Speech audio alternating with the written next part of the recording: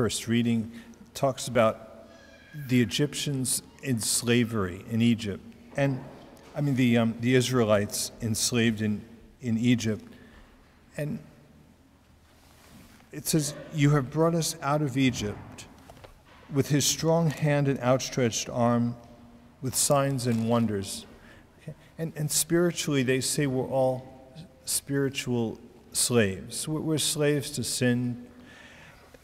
But again, in Christ, we are free. Outside of Christ, we're slaves to sin, but in Christ, we are set free. And in that gospel in the desert, we see the struggle that goes on in each one of us to be more and more free. It's the struggle between the angelic and the animal, okay, that tension between the spiritual and the physical. Someone described human beings as having the intellect of an archangel and the body of a rhinoceros. Okay? There's an incongruency. It's like a dissimilarity. Like we can soar with the angels, we can listen to the symphonies of Beethoven, we can lose ourselves in contemplative prayer, but we're linked to the animals. We get hungry, we get thirsty, we're hot, we're cold.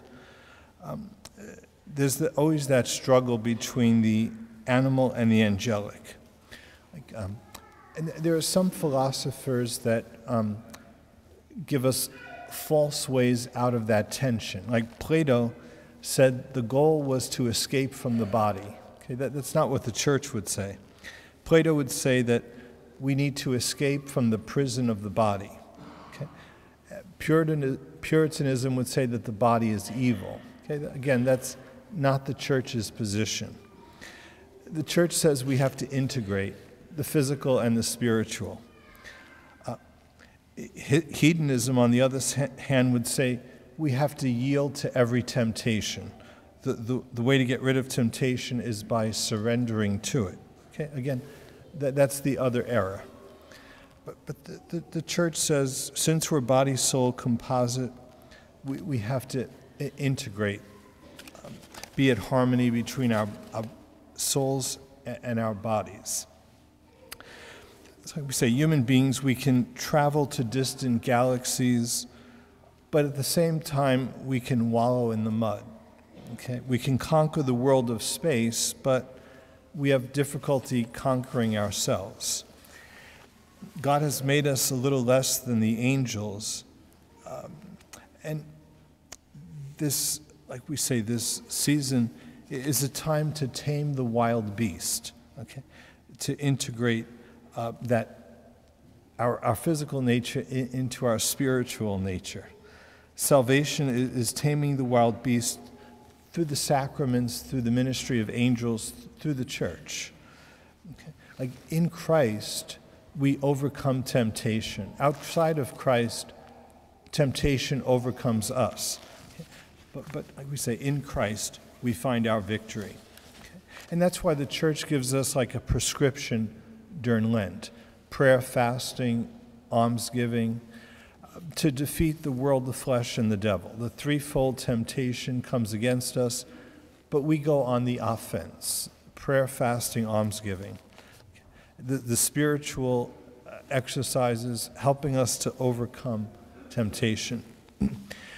Once an agnostic wrote to the famous author Gerard Manley Hopkins and asked him, "How can I believe?" Okay. The agnostic wanted to believe, he wanted to see. Hopkins wrote back, "Give alms, do works of charity." Because charity is the remedy that heals the senses of our souls. Again, fasting, another prescription the church gives us. C.S. Lewis would say, the benefit of fasting is discipline, but the danger is pride. Okay? We can become so good at controlling our desires that we get ambushed by pride. Okay? Because it's a threefold attack: the world, the flesh, the devil. The devil always seeks to draw us into pride. Mother Teresa, emphasizing prayer, says, if we can't see Jesus in the white host, how will we see him in each other? Okay. The more we love and adore him in the Blessed Sacrament, the better we will be able to love and serve him in others. Again, that faith is the prerequisite to charity.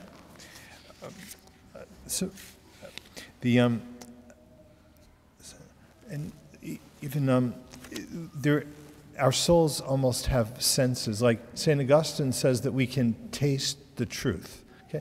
When we hear the truth, we can taste it. The falsehood is always bitter. There's something that we can taste that disturbs us. Okay, but we can taste the truth. When we hear the truth, we know it.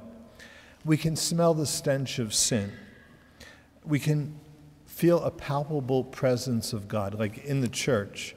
We can almost, when we enter church, feel the presence of the Blessed Sacrament. It's almost like a force field that forces us to our knees. And once we genuflect, the force field is released. But it's a palpable presence, and the peace that we experience here is, like we say, it's something that we can feel with our soul. And the more that God manifests himself to us, the more radical must be our response, the more decisive must be our turning toward him. So the more he manifests himself through the church, through the sacraments, the more responsibility we have to return the love that we have experienced from him. They say one convert to the church described the struggle of Lent as two dogs fighting, these two dogs fighting within them. And the convert was asked, well, which one is winning? And he said, whichever one I feed. Okay? So the spiritual life is like those two dogs fighting. And it's whichever one we feed that wins. So Lent is the time to feed the spiritual, to help us overcome our natural inclinations. Another analogy was someone was riding a horse, and they were asked, where are you going? And their response was, don't ask me, ask the horse. Okay? Sometimes our lower nature rules our higher nature. It's like our passions are running our lives. Okay?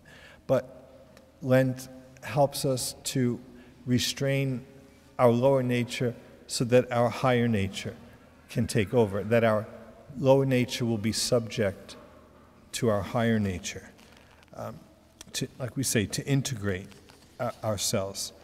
And so sin has kind of set us at war within ourselves. But Lent is a time to tame the beast and to slay the dragons. In the church, we have the rescue mission. The church's mission is rescue. It's salvation. In Jesus Christ, we defeat temptation. In this time of Lent, by his grace, he gave us the victory over sin and death. In Jesus Christ, we find our peace.